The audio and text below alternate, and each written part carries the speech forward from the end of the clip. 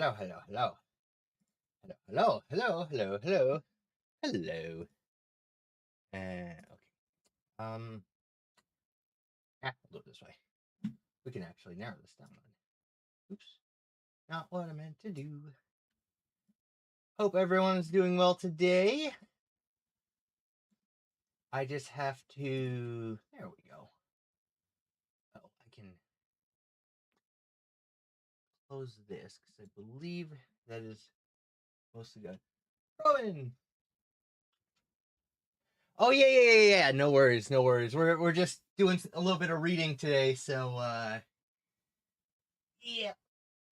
No math today, but thank you for stopping by, and I hope you enjoy, and then get some good sleep. I just need to do one thing really, really quickly.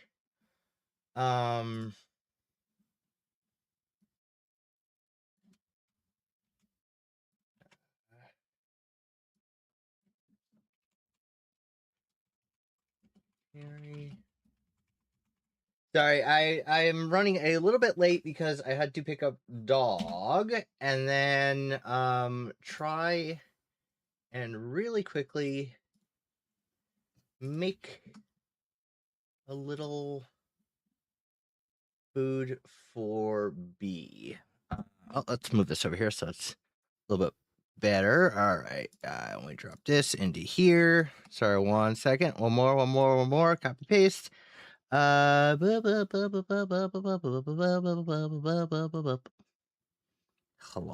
Where's it? There we are. All right. There we go. All has been completed. All of the tasks have been completed. So good evening, a good, I guess, later evening for you.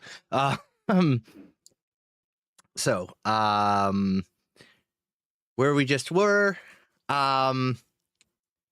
this hunter, William Scrope, found, was chasing a deer, and something came out of the circle and killed him. And of course, he was greeted by Death, who is one of the greatest characters in these books. Okay, so let's begin. McGrath hadn't originally intended to move into the palace before her wedding because people would talk. Admittedly, a dozen people lived in the palace, which had a huge number of rooms, but she'd still be under the same roof, and that was good enough, or bad enough. That was before. Now her blood was sizzling. Let people talk. She had a pretty good idea of which people they'd be, too. Which person, anyway? Which person? Ha! Let them talk all they liked. She got up early and packed her possessions, such as they were. It wasn't exactly her cottage, and most of the furniture went with it. Witches came and went, but a witch's cottage went on forever, usually with the same thatch they started with. But she did own the set of magical knives, the mystic-colored cords, the assorted grails and crucibles, and a box full of rings, necklaces, and bracelets, heavy with hermetic symbols of a dozen religions. She tipped them all into a sack.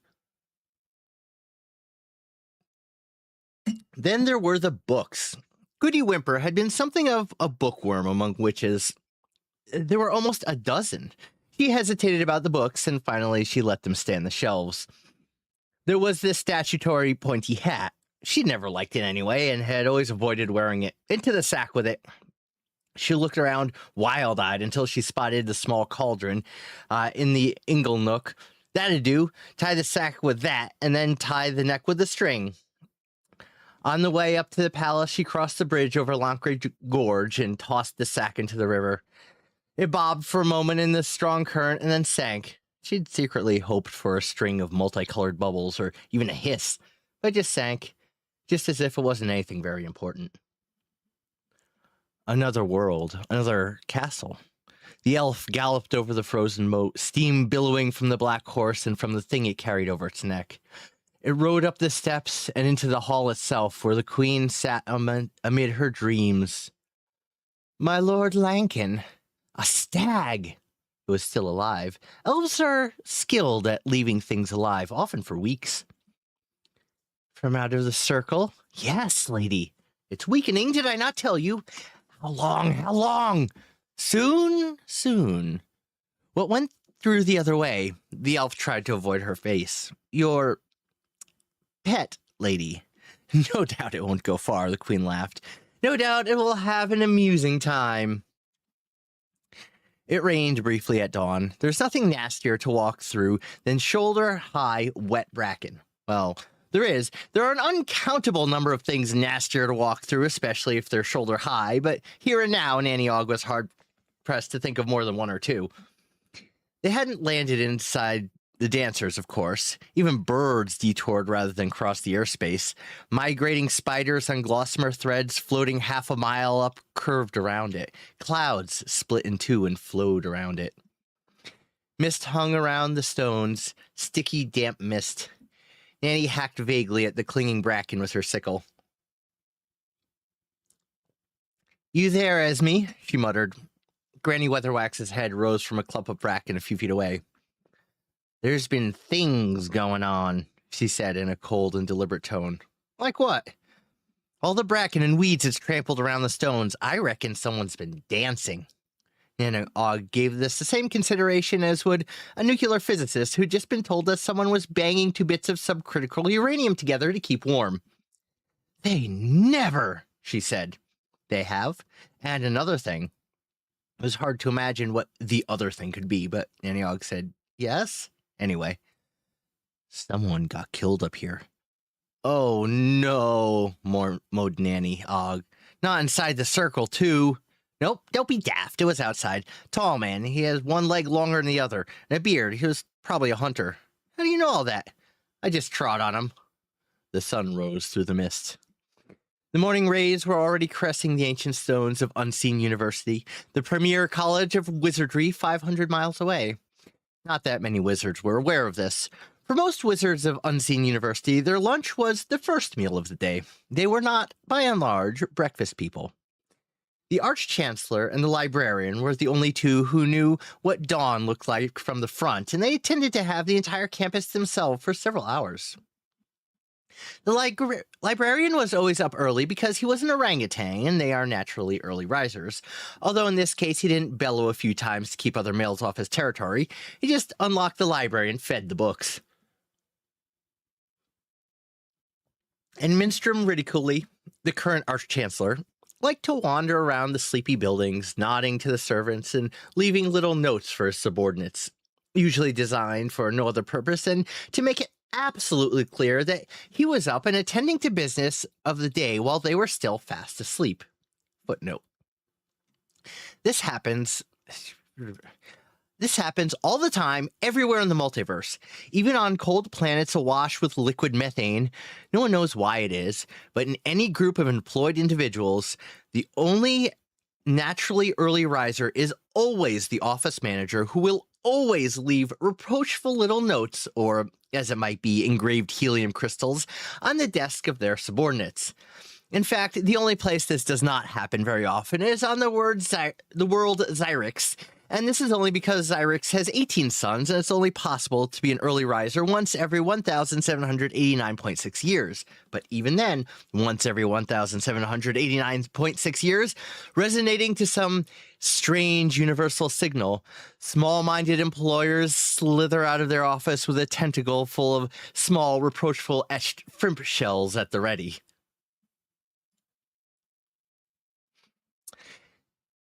Today, however, that was the end of the footnote. Today, however, he had something else on his mind. More or less, literally. It was round. There was a healthy growth all around it. He could swear it hadn't been there yesterday. He turned his head this way and that, squinting at his reflection in the mirror of the other mirror he was holding above his head. The next member of staff to wake after Ridiculi and the librarian was the bursar.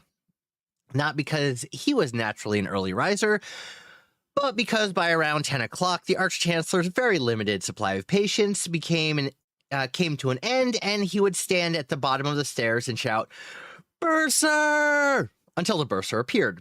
In fact, it happened so often that the bursar, a natural nervivore, he lived on nerves, frequently found that he had gotten up, dressed himself in his sleep several minutes before the bellow. On this occasion, he was upright, fully clothed, and halfway to the door before his eyes snapped open. Ridicule never wasted his time on small talk. It was always large talk or nothing. Yes, Arch-Chancellor, said the bursar glumly. The Arch-Chancellor removed his hat. What about this, then? He demanded. What, Arch-Chancellor? This, man, this! Close to panic, the bursar stared desperately at the top of Ridicule's head. The what? Oh, the bald spot? I have not got a bald spot. Then, I mean, it wasn't there yesterday. At a certain point, something always snapped inside the bursar, and he couldn't stop himself. Of course, these things do happen to him, and my grandfather always swore by a mixture of honey and horse manure. He rubbed it every day. I am not going bald. A tick started to dance across the bursar's face. The words started to come out by themselves without the apparent intervention of his brain. And then he got this device with a glass rod, and you rubbed it with a silk cloth, and I mean, it's ridiculous. My family has never gone bald, except for one of my aunts. And then he'd collect the morning dew and wash his head, and Ridicule subsided. He was not an unkind man. What are you taking for it at the moment? He muttered. Tried, stuttered the bursar. The old frog pills, right? Left-hand pocket? Okay, right, swallow. They stared at one another for a moment. The bursar sagged. Much better, thank you, Arch-Chancellor. Something's definitely happening, Bursar. I could feel it in my water. Anything you say, Arch-Chancellor. Bursar? Yes, Arch-Chancellor. You aren't a member of some secret society or something, are you? Me? No, Arch-Chancellor.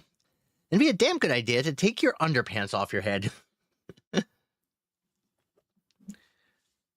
Know 'em? Said Granny Weatherwax. Nanny Ogg knew everyone from Lancre, even the forlorn thing in the bracken.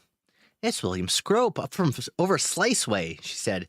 One of 3 brothers. He married the pallid girl. Remember the one with the air-cooled teeth?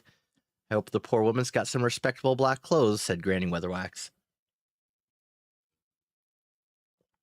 Looks like he's been stabbed, said Nanny. She turned the body over, gently but firmly. Corpses as such didn't worry her. Witches generally act as layers out of the dead, as well as midwives. There were plenty of people in Lancre for whom Nanny Ogg's face had been the first and last thing they'd ever seen, which had probably made all the bit in the middle seem quite a bit uneventful by comparison. Right through, she said. Stabbed right through. Blimey. Who'd do a thing like that? Both witches turned to look at the stone. I don't know what, but I knows where it came from, said Granny. Nanny Ogg could see that the bracken all around the stones was indeed well trodden down and quite brown. I'm going to get to the bottom of this, said Granny. You'd better not go into... I knows exactly where I should go, thank you. There were 8 stones in the dancers. 3 of them had names. Granny walked around the ring until she reached the one known as the Piper. She removed a hat pin from among the many that riveted her pointy hat to her hair and held it about 6 inches from the stone. Then she let it go and watched what happened. She went back to Nanny. There's still power there, she said. Not much, but the ring is holding. Who'd be daft enough to come up here and dance around the stones, said Nanny Ogg. And then, as a treacherous thought drifted across her mind, she added, McGrath's been away with us this whole time. We shall have to find out, said Granny, sitting her face in a grim smile. Now, help me with the poor man. Nanny Ogg bent to the task. Ooh, he's heavy. We could have done with young McGrath up here. No, flighty, said Granny Weatherwax. Head easily turned. Nice girl, though. But soppy, she thinks you can lead your life as if fairy stories worked and folk songs are really true. Not that I don't wish her all happiness. I hope she does all right as queen, says Nanny. We taught her everything she knows, said Granny Weatherwax. Yeah, said Nanny as they were disappeared into the bracken. Do you think maybe... What? Do you think maybe we ought to have taught her everything we know? It'd take too long. Yeah, right. Oh, you get a nice long time in the car. Well, I hope you have air conditioning at least, or in the van. I still can't believe they send you on those long trips all the way out there. That's nuts. Anyway, welcome in Gothic. Thank you for swinging by. It took a while for letters to get as far as the Arch-Chancellor. The post tended to be picked up from the university gates by anyone who happened to be passing and left on a shelf somewhere. It was used as a pipe lighter or a bookmark, or in the case of the librarian, as bedding. This one had only taken 2 days and was quite intact apart from a couple of cup rings and a banana-y fingerprint. It arrived on the table along with the post while the faculty were at breakfast. The dean opened it with a spoon. "Anyone here know where Lancre is?" he said. "Why?" said Ridicule, looking up sharply. "Some king's getting married and wants us to come." Oh dear, said the lecturer of recent ruins. "Some tin-pot king gets wed and he wants us to come?" "It's up in the mountains," the Arch-Chancellor said quietly. "Good trout fishing in those parts, as I recall. My word, Lancre, good grief. I haven't thought about that place in years. You know, there's a glacier lakes up there where fish have never seen a rod." "Lancre, yes." And it's too far," said the lecturer in recent ruins. Ridicule wasn't listening. "And there's deer, thousands of head of deer, and elk, wolves all over the place, mountain lions too. Shouldn't wonder. I heard that ice eagles have been seen up there again." His eyes gleamed. "There's only a half-dozen of them left," he said. Minstrom Ridicule did a lot for rare species. For one thing, he kept them rare. "It's back of the beyond," said the dean, "right off the edge of the map." "Used to stay there with my uncle up there in the holidays," said Ridicule, his eyes misty with distance. "Great days I had up there, great days. The summers up there, and the sky is a deeper blue than anywhere else. And the grass, and..." He returned abruptly from the landscapes of memory. "Got to go then," he said. "Duty calls, head of state getting married. Important occasion, got to have a few wizards there. Got to look the thing, nobilis oblige." "Well, I'm not going," said the dean. "It's not natural, the countryside. Far too many trees. Never could stand it." "The bursar could do with an outing," said Ridicule. "Seems a bit jumpy lately. Can't imagine why." He leaned forward to look at across the high table. "Bursar!" The bursar dropped his spoon in his oatmeal. "See what I mean?" he said. "Bundle of nerves the whole time. I was saying you could do with some fresh air. Bursar!" He nudged the dean heavily. "Hope he's not going off his rocker, poor fella," he said, in what he chose to believe was a whisper. "Spends too much time indoors, if you get my drift." The dean, who went outdoors about once a month, shrugged his shoulders. "I expect you'd like a little time away from the university, eh?" said the Arch-Chancellor, nodding and grimacing madly. "Peace and quiet, healthy country living?" I should like that very much, Arch-Chancellor," said the bursar, hope rising in his face like an autumn mushroom. Good man. You shall come with me," said the Ridicule, beaming. The bursar's expression froze. "Got to be someone else, too," said Ridicule. "Volunteers, anyone?" The wizards, townies to a man, bent industriously over their food. They always bent industriously over their food in any case, but this time they were doing so to avoid catching Ridicule's eye. "What about the librarian?" said the lecturer in recent ruins, throwing a random victim to the wolves. There was a great babble of relieved agreement. "Oh, good choice," said the dean. "Just to think for him. Countryside, trees, and trees. Mountain air," said the lecturer in recent ruins. "Yes, he's been looking a bit peaky lately," said the reader in invisible writings. "I'd bet it'd be a real treat for him," said the lecturer in recent ruins. "Home away from home, I expect," said Dean. "Trees all over the place."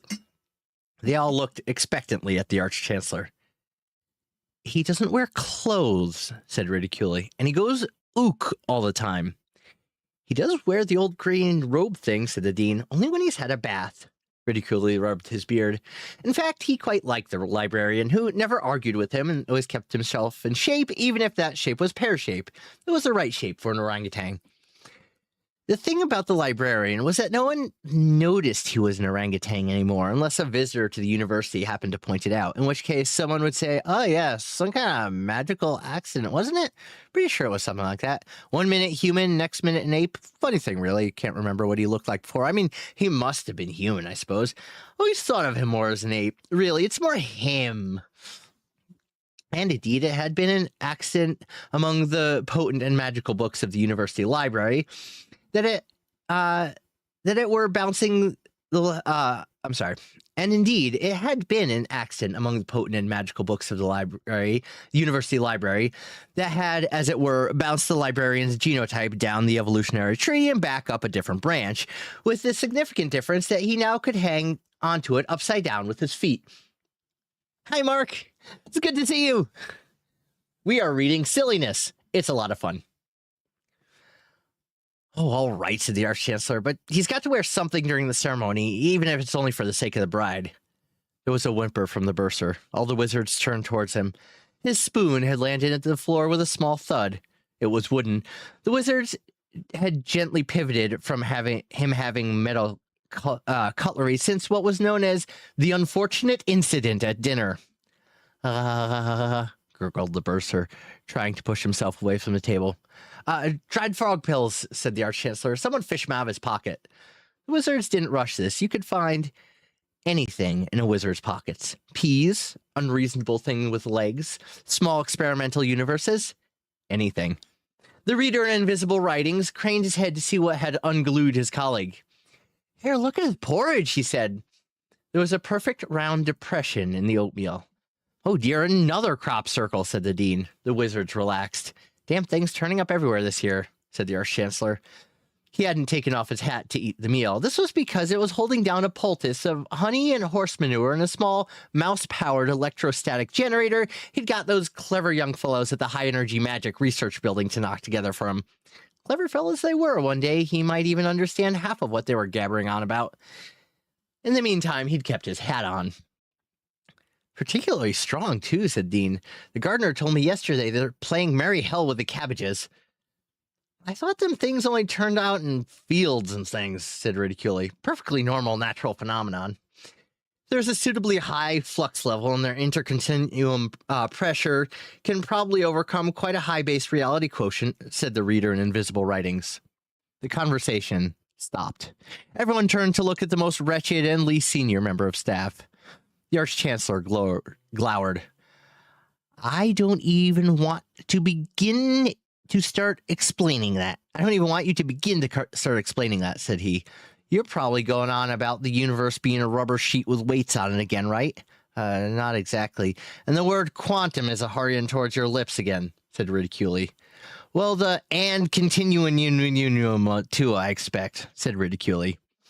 The reader in Invisible Writings, a young wizard whose name was Ponder Stibbins, sighed deeply. No, Arch-Chancellor, I was merely pointing out. It's not wormholes again, is it? Stibbins gave up. Using a metaphor in front of a man as unimaginative as Ridicule was like a red rag was like pointing something very annoying in front of someone who is annoyed by it. It was very hard to be a reader of Invisible Writings. Footnote, the study of invisible writings was a new discipline made available by the discovery of the bidirectional nature of library space.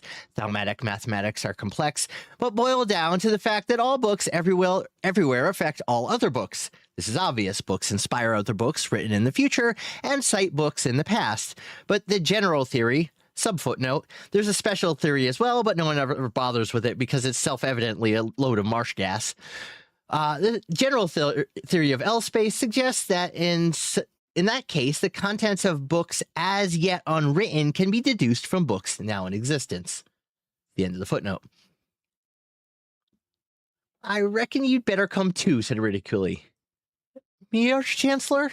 Can't have you skulking around in the place and inventing millions of other universes that are all too small to see and all the rest of that continuum stuff, said Ridicule. Anyway, I shall need someone to carry my rods and cross my stuff, he corrected himself. Stibbins stared at his plate. It was no good arguing. What he had really wanted out of life was to spend the next 100 years of it in the university eating big meals and not moving much between them. He was a plump young man with a complexion the color of something that lives under a rock. People were always telling him to make something of his life, and that's what he wanted to do. He wanted to make a bed out of it. But, Arch-Chancellor, said the lecturer in Recent Ruins, it's still too damn far. Nonsense, said Ridicule. They've got that new turnpike open all the way up to Stohellet now. Coaches every Wednesday regular. Bursar! Oh, someone give him a fried frog pill. Someone, Mr. Stibbins, if you could happen to find yourself in this universe for 5 minutes and go and arrange some tickets, there, all sorted out, right? McGrath woke up, and she knew she wasn't a witch anymore. The feeling just crept over her as part of the normal stock taking that anybody automatically does the first seconds of emergence from the pit of dreams. Arms 2, legs 2, existential dread 58%, randomized guilt 94%, witchcraft level 0.0. The point was she couldn't remember ever being anything else. She'd always been a witch.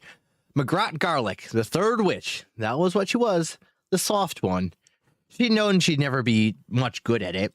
Oh, she could do some spells and do them quite well. And she was good at herbs, but she wasn't a witch in the bone like the old ones. They sure made sure she knew it. Well, she'd just have to learn queening. At least there was only one in Lancre. No one would be looking over her shoulders the whole time, saying things like, "You ain't holding that scepter right." Someone had stolen her clothes at night. She got up in her nightshirt and hopped over the cold flagstones to the door. She was halfway there when it opened of its own accord. She recognized the small, dark girl that came in, barely visible behind a stack of linen. Most people in Lancre knew everyone else. "Millie Chillum?" The linen bobbed with a curtsy. "Yes'm."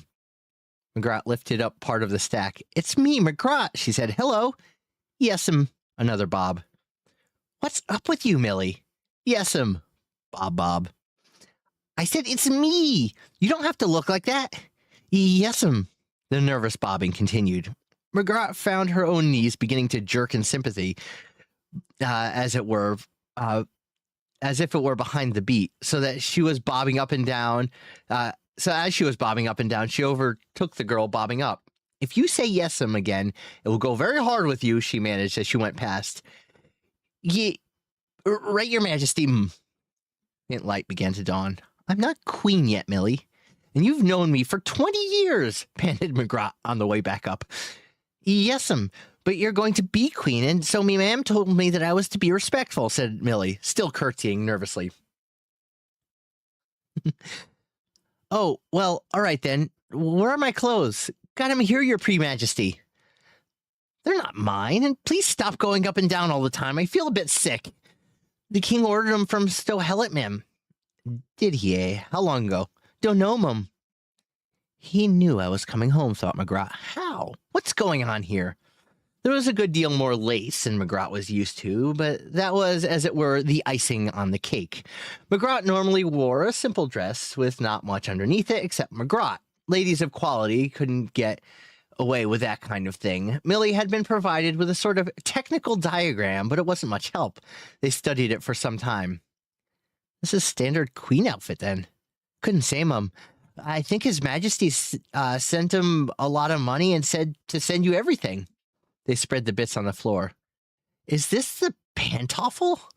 Outside on the battlements, the guard changed. In fact, he changed into his gardening apron and went off to hoe the beans. Inside, there was considerable sartorial discussion. "I think you've got it the wrong way up, ma'am. Which bit's the farthingale? It says insert tab A into slot B. I can't find slot B. These are like saddlebags. I'm not wearing these. And this thing, a rough, mum. They're all the rage in Stow-Hellet, my brother says." "You mean they make people angry?" "What's this? Brocade, I think? It's like cardboard. Do you have to wear this sort of thing every day?" "I don't know, I'm sure, mum. But Varys just trots around in leather gaiters and an old jacket." "Ah, but you're the queen. Queens can't do that sort of thing. Everyone knows that, mum." "It's all right for kings to go wandering around with their arse half out of their trousers." She rammed her hand over her mouth. "It's all right," said McGrath. "I'm sure kings have tops of their legs just like everyone else. Go on with what you were saying." Millie had gone bright red. I mean, queens has got to be ladylike," she managed. "The king got books about it. Etiquette and stuff." McGrath surveyed herself critically in the mirror. "It really suits you. You're soon going to be Majesty," said Millie. McGrath turned this way and that. "My hair's a mess," she said after a while. "Please, Mum, the king said he's having a hairdresser come all the way from Ankh-Morpork, Mum, for the wedding. McGrath patted a tress into place. It was beginning to dawn on her that being a queen was a whole new life. My word, she said. What happens now? Dunno, Mum. What's the king doing? Oh, he had breakfast early and has buggered off over to Slice to show old Murklow how to breed his pigs out of a book. So what do I do? What's my job? Millie looked puzzled, although this did not involve much of a change in her general expression. I dunno, Mum. Raining, I suppose? Walking around the garden, holding court, doing tapestry? That's very popular among queens. Then there's later there's the royal succession. At the moment, said McGrath firmly, we'll have a go at tapestry. Best of luck. Poor Gothic. Driving around the desert. Ridicule was having difficulty with the librarian. I happen to be your arch-chancellor, sir. Ook. You'd like it up there. Fresh air, bags of trees, more wood than you can shake a stick at. Ook. Come down this minute. Ook. The books will be quite safe here during the holidays. Good grief, it's hard enough to get the students to come in here at the best of times. Ook. Ridicule glared at the librarian, who was hanging by his toes from the top of the shelf of Parazoology BA to MN. Oh, well, he said, his voice suddenly low and cunning. It's a great shame in the circumstances. They've got a pretty good library in Loncre Castle, I heard. Well, they call it a library. It's just a lot of old books. Never had a catalog near them, apparently. Ook? Thousands of books. Someone told me there's incutables, too. Shame, really, not wanting to see them. Ridicule's voice could have greased Axel's. Ook? But I can see your mind is quite made up, so I shall be going. Farewell. Ridicule paused outside the library door, counting under his breath. He'd reached 3 when the librarian knuckled through at high speed, caught by the incutables. So that'll be 4 tickets then, said Ridicule. Granny Weatherwax set about finding out what had been happening around the stones in her own distinctive way. People misunderestimate bees. Granny Weatherwax didn't. She had half a dozen hives of them, and she knew, for example, there is no such creature as an individual bee, but there is such creature as a swarm, whose component cells are just a bit more mobile than those of, say, the common whelk. Swarms see everything and sense a lot more, and they can remember things for years, although their memory tends to be external and built of wax. A honeycomb is a hive's memory. The placement of egg cells, pollen cells, queen cells, honey cells, different types of honey, all are part of the memory array. And then there are the big fat drones. People think all they do is hang around the hive all year waiting for those few brief moments when the queen even notices their existence, but that doesn't explain why they've got more sense organs than the roof of the CIA building. Granny didn't really keep bees. She took some old wax every year for candles and the occasional pound of honey that the hives felt they could spare, but mainly she had them for someone to talk to. For the first time since she returned home, she went to the hives and stared. Bees were boiling out of the entrances. The thrum of wings filled the normally calm little patch behind the raspberry bushes. Brown bodies zipped through the air like horizontal hail. She wished she knew why. Bees were her one failure. It was the one mind in Loncre she couldn't borrow. She could see the world through the eyes of the earthworms. But no, it was largely dark. But a swarm, a mind made of 1,000 mobile parts, was beyond her. It was the toughest test of all. She tried over and over again to ride one, to see the world through 10,000 pairs of multifaceted eyes all at once, and all she'd ever gotten was a migraine and an inclination to make love to flowers. But you could tell a lot from just watching bees. The activity, the direction, the way the guard bees acted. They were acting extremely worried. So she went for a lie down, as only Granny Weatherwax knows how. Nanny Og tried a different way, which didn't have much to do with witchcraft, but did have a lot to do with her general oggishness. She sat for a while in her spotless kitchen, drinking rum and smoking her foul pipe and staring at the paintings on the wall. They had been done by her youngest grandchildren in a dozen shades of mud, most of them bobbly stick figures with the word gran blobbly blobbled in underneath in muddy blobbly letters. In front of her, the cat Grebo, glad to be home again, lay on his back with all four paws in the air, doing his celebrated something found in a gutter impersonation. Nanny got up and ambled thoughtfully down to Jason Ogg's smithy. A smithy, always occupied an important position in villages, doing the duty of the town hall, meeting room, and general clearinghouse for gossip. Several men were lounging around it now, filling in time between the normal Lancre occupations of poaching and watching the women do the work. Jason Ogg, I wants a word with you. The smithy emptied like magic. There was probably something in Nanny Ogg's tone of voice, but Nanny reached out and grabbed one of the men by the arm as he tried to go past at a sort of stumbling crouch. I'm glad to have run into you, Mr. Quarney, she said. Don't rush off. Store's doing all right. Lancre's only storekeeper gave her the look a three-legged mouse gives to an athletic cat. Nevertheless, he tried. Oh, terrible bad business right now, Mrs. Hogg. Same as normal, eh?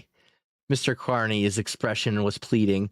He knew he wasn't going to get out without something. He just wanted to know what it was. Well, now, said Nanny, you know the widow Scrope lives over in Slice?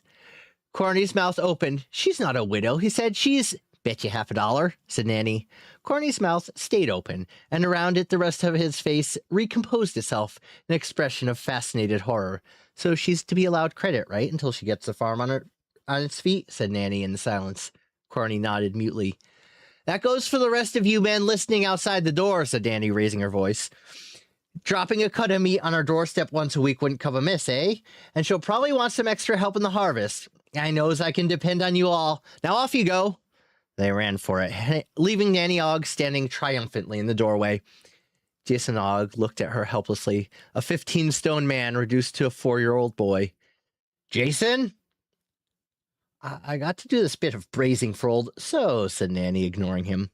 What's been happening in these parts while we've been away, my lad? Jason poked at the fire distractedly with an iron bar.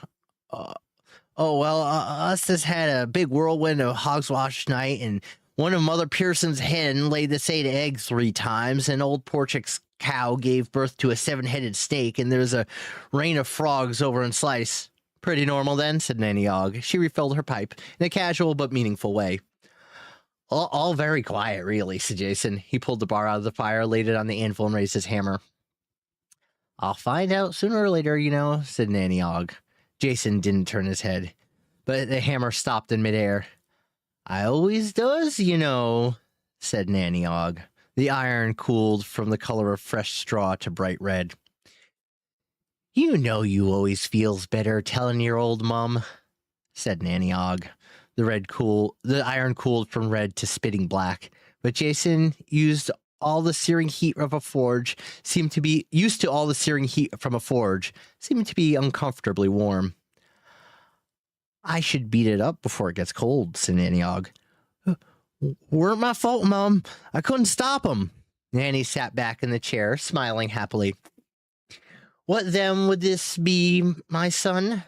That young Diamanda and the Perdita and that girl with the red hair from over in Badass and them others. Told Pearson, you'd have something to say. I told them Mrs. Weatherwax said Nick would definitely be sarcastic when she found out, said Jason. But they just laughs and says they can teach themselves witching. Nanny nodded. Actually, they were quite right. You could teach yourself witchcraft, but both the teacher and the pupil had to be the right kind of person. Diamanda, she said. Don't recall that name. Really, she's Lucy Tockley, said Jason. She says Diamanda's more witchy. Ah, the one who wears the big floppy felt hat? Yes, Mum. She's the one that paints her nails black, too. Yes, Mom. Old Talkie sent her off to school, didn't he? Yes, Mom. She came back while you was gone. Ah. Nanny Ogg lit her pipe from the forge. Floppy hat and black nails and education. Oh, dear. How many of these gals are there about, then? She said. About half a dozen. But them good at it, Mum. Yeah? And it ain't as if they've been doing anything bad. Nanny Og stared reflectively at the glow in the forge. There was a bottomless quality to Nanny Og's silences, and also a certain directional component. Jason was quite clear from the silence that this was being aimed at him.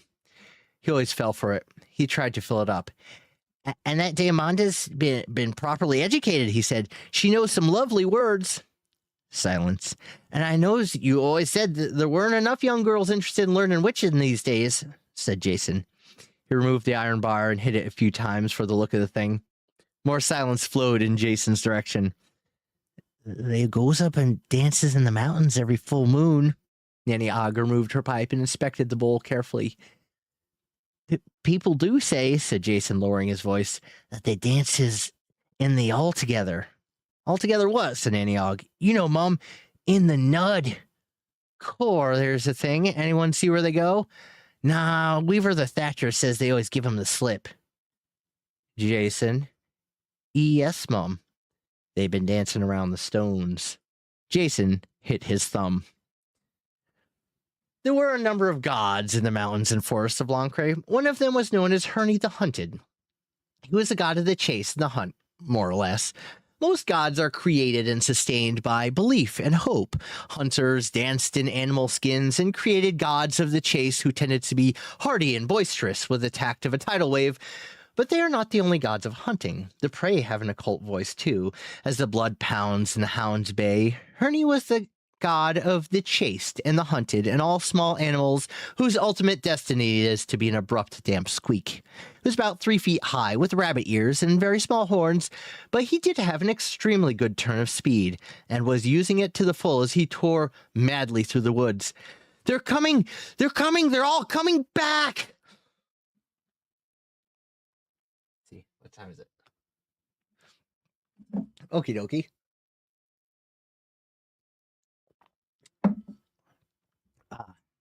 Take a drink. If it's okay, I think we're gonna pause this here. Because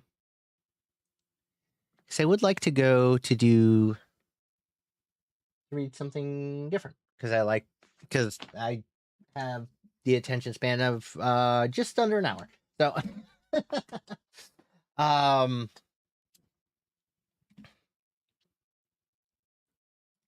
I thought of doing something else. The question is, can I find it?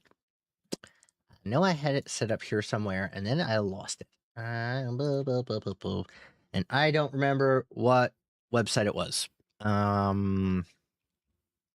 Shoot. Zephyr, you might know what I'm talking about. Do you know the... It's not Annie Dillard. I keep thinking it's Annie Dillard. It's a...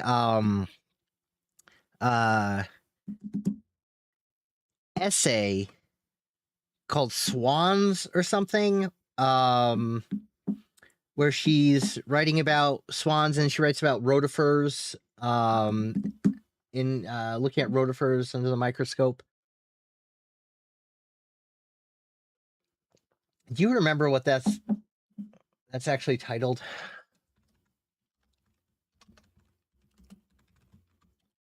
I keep thinking Annie Dillard, but I don't think that's correct.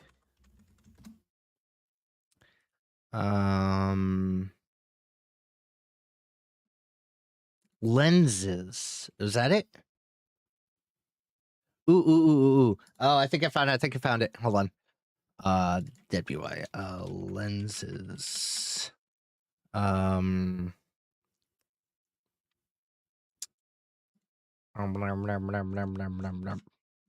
Is this the complete? It is. Awesome sauce.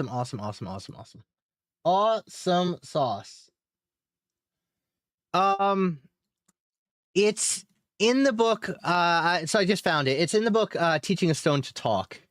It is Annie Dillard. I was right. But for some reason, I think it's just that I only had her poetry book, and I couldn't find this. Yeah.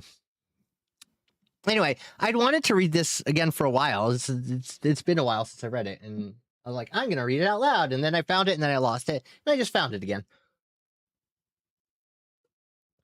Let me just get this set up so you can see the text a little better. Where's my mouse? There we go. All right, so we'll do like this so I can see the text better. And then we're going to do a little bit like, oops, sorry. You.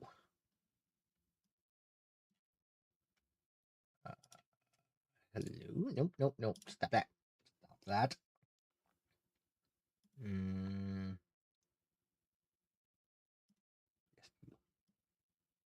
There we go. Outstanding. So, I'm gonna move myself just a tad bit over, so I'm not overlapping. There we go. Beautiful. So Annie Dillard is an author from, I think she was, I don't know if she's still alive, but mid to late 20th century. And so she wrote some very, very good essays, and this is one of them, and I like reading it. So now I will torture all of you by reading it to you. All right. Lenses by Annie Dillard. You get used to looking through lenses. It's an acquired skill. When you first look through binoculars, for instance, you can't see a thing. You look at the inside of the barrel, you blink and watch your eyelashes, you play with the focus knob till one eye is purblind. The microscope is even worse. You're supposed to keep both eyes open as you look through a single eyepiece. I spent my childhood in Pittsburgh trying to master this trick, seeing through one eye with both eyes open.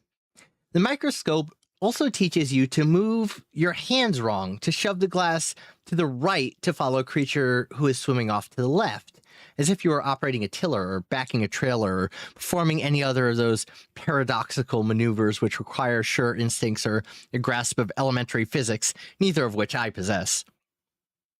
A child's microscope comes with a little 5-watt lamp. You place this dim light in front of the microscope's mirror. The mirror bounces the light up through the slide, through the magnifying lens, into your eye. The only reason you do not see everything in silhouette is that the microscopic things are so small they are translucent. The animals and plants in a drop of pond water pass light like pale stained glass. They seem so soaked in water and light that their opacity has leached away. The translucent strands of algae you see under a microscope, Spirogoria, Oscillatoria, Cladiphoria, move of their own accord. No one knows how or why. You watch these swaying yellow, green, and brown strands of algae, half mesmerized. You sink into the microscope's field, forgetful, oblivious, as if it were all a dream of your deepest brain. Occasionally, a zippy rotifer comes barreling through, black and white, and in a tremendous hurry. My rotifers in Daphne and Amoebae were in an especially tremendous hurry because they were drying up.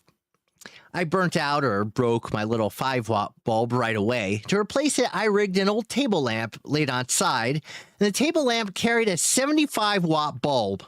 I was 12, immortal, and invulnerable, and did not know what I was doing. Neither did anyone else. My parents let me set up my laboratory in the basement where they wouldn't have to smell the urine I collected in test tubes and kept in the vain hope it would grow something horrible. So in full solitary ignorance, I spent evenings in the basement staring into a 75-watt bulb magnified 300 times and focused into my eye. It's a small wonder I could see at all. My eyeball itself would start drying up. I blinked and blinked, but the pond water creatures fared worse. I dropped them on a slide and floated a cover slip over them and laid the slide on the microscope's edge, which the 75-watt bulb had heated like a grill. At once, the drop of pond water started to evaporate. Its edges shrank. The creatures swam among the algae in a diminishing pool. I liked this part. The heat worked for me as a centrifuge, concentrating the biomass. I had about 5 minutes to watch the members of a very dense population, excited by the heat, go about their business until, as I fancied sadly, they all caught on to their situation and started making out their wills. I was then not only watching much vaunted wonders in the drop of pond water, I was also, with mingled sadism and sympathy, setting up a limitless series of apocalypses. I set up and staged hundreds of ends of the worlds and watched enthralled as they played themselves out. Over and over again, the last trumpet sounded, the final scroll unrolled, and the known world drained, dried, and vanished. When all the creatures lay motionless, boiled and fried in the positions they had, when the last of their water dried completely, I washed the slide in the sink and started over with a fresh drop. How I loved that deep, wet world with the colored algae waving in the water and the rotifers swim. But oddly, this is a story about swans. It's not even a story. This is a description of swans. This description of swans includes the sky over a pond and a pair of binoculars and a mortal adult who has long since moved out of the Pittsburgh basement. In the Roanoke Valley of Virginia, rimmed by the Blue Ridge Mountains to the east of the Allegheny Mountain to the east and the Allegheny Mountains to the west, is a semi-agricultural area called Daleville. In Daleville, set among fallow fields and wooded ridges, is Daleville Pond. It's a big pond, maybe 10 acres across. It holds a lot of sky. I used to haunt the place because I loved it. I still do. In winters, it has that airy scruffiness of deciduous lands. You greet the daylight and the open space and spend the evenings picking burrs out of your pants. One Valentine's Day in the afternoon, I was crouched among the dry reeds at the edge of Daleville Pond. Across the pond from where I crouched was a low forested mountain ridge. In the other direction, I saw only sky. Sky crossed by reeds, which blew before my face whenever I turned. It was looking through binoculars that a pair of whistling swans. Whistling swans. Isn't it possible to say how excited I was to see whistling swans in Daleville, Virginia? The two were a pair, mated for life, migrating north and west from the Atlantic coast to the high Arctic. They had paused to feed at Daleville Pond. I had flushed them out, and now they were flying, circling the pond. I crouched in the reeds so they would not be afraid to come back to the water. Through the binoculars, I followed the swans, swinging where they flew. All their feathers were white. Their eyes were black. Their wingspan was 6 feet. They were bigger than I was. They flew in unison, one behind the other. They made pass after pass at the pond.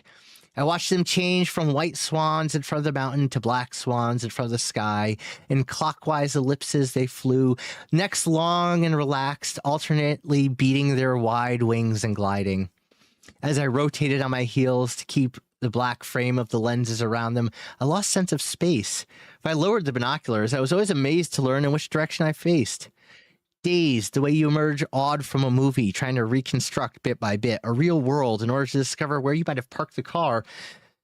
I lived in that circle of light, in great speed and utter silence. When the swans passed before the sun, they were distant, 2 black threads, 2 live stitches. But they kept coming smoothly, and the sky deepened to blue behind them, and they took on light. They gathered dimension as they neared, and I could see their ardent, straining eyes. Then I could hear the brittle blur of the wings, the blur which faded as they circled on, and the sky brightened to yellow behind them, and the swans flattened and darkened and diminished as they flew. Once I lost them behind a mountain ridge. When they emerged, they were flying suddenly very high. It was like music changing key. I was lost. The reeds in front of me, swaying in and out of focus on the binocular circular field, were translucent. The reeds were strands of color, passing light like cells in water.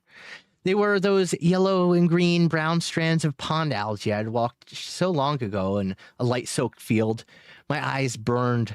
I was watching algae wave in a single drop. They crossed each other and parted wetly, and suddenly into the field swam 2 whistling swans. 2 tiny whistling swans. They swam as fast as rotifers, 2 whistling swans, infinitesimal, beating their tiny wet wings, perfectly formed.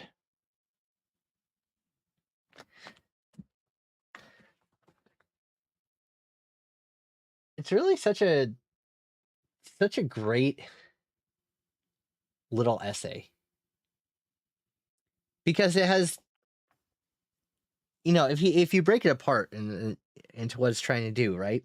It's trying to just put out a description of a moment in life with connections to other things, right? There's all kinds of analogies that she has scattered through it. And so to do that, she starts you. I love this. I really love this essay. It's one of my favorites. But she starts you somewhere completely different, right? And then in the end wraps you back around, right? And so by the end, it merges the two. So it merges the past with the apocalypses of, the kind of violent apocalypses of the, in the microscope into the present and watching the swans as they fly around the lake or the pond. Yeah, it's really wonderful. I mean, obviously you could go through and pick apart all the analogies, because I think she's saying a lot more than just a description of the, of both events. There's certainly more to it than that. And she's a very careful writer, I think. And it's short enough that everything in here is extremely deliberate.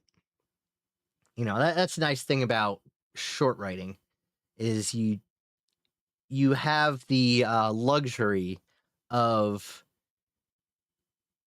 picking very carefully each and every piece that you put in there. With larger things, you can lose track of stuff, or you just kind of need to push along what's happening, right? Because otherwise it just gets dragged down. And so while you can weave in some of these sorts of interactions and loops and interconnections into it, and you absolutely should if you're ever writing anything. They're broader, and so they're more coarse. But in a small thing like this, and it's what, 1, 2, 3, 4 pages. In a 4-page little essay, you can say a lot if you're careful about it. And so she does an excellent job of doing that. So anyway, that is where I wanted to end things today. I just wanted to say that I finished off the last $5 of the donation drive. So we got $75 that I will be sending over to or I'll end the drive, and however Twitch does that to send it off to charity. So that was successful in that way. And we'll try it again at another point to see how it works. As I said before, I'd like to do those, maybe a couple times a year. So thank you to everyone who did put in something, and to those who weren't able but who sent happy good thoughts. I appreciate that too. I really do. There's certainly, yeah. So at any rate, I am going to end here for today. Our next stream is Friday, and Friday we will be back to mathing. It's such a good story, right? Isn't it a good little story? I love it. All right. Let me see if I can find us someone doing something interesting. Writing and reading. Is there anyone else in our reading and writing? Hello? Reading and writing. Here we go. Is there anyone else doing something interesting? It looks like someone else is doing some writing. And someone else is reading Pride and Prejudice, which has never been my type of book. I will put that out there.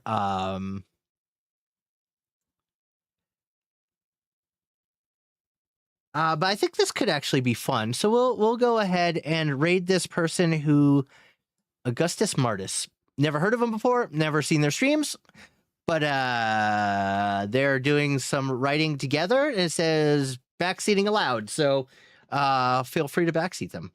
So let me go to, let's take them on. All right. Let me go over to my creator dashboard and do this. Womp, womp, womp, womp, womp, womp, womp, womp. I know what I'm doing. I don't actually know what I'm doing, but I know what I'm doing. Okay, so we want to raid Augustus Martus. Thank you again to everyone who came here today.